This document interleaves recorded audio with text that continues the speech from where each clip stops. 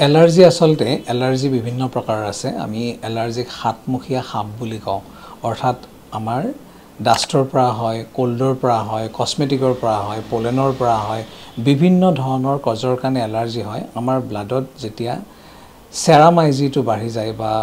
absolute eosinophil কাউন্টটো বেছি হয় তেতিয়া হলে আমাৰ এলাৰ্জিক সাবসেপ্টেবিলিটিটো বাঢ়ে অৰ্থাৎ আমাৰ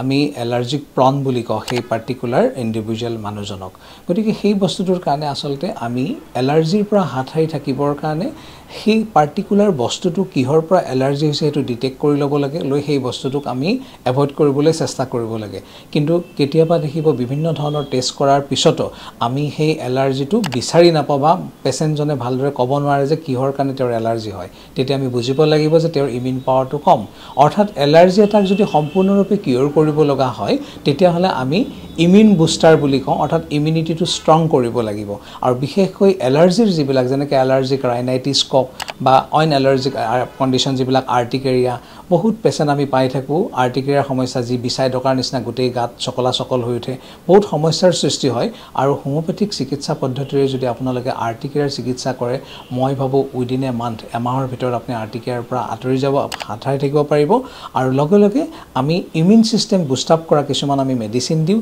আৰু সেই মেডিসিন খাই আপুনি এলাৰ্জিৰ পৰা সম্পূৰ্ণৰূপে নিৰ্মূল হ'ব পাৰিব বুলি মই ভাবো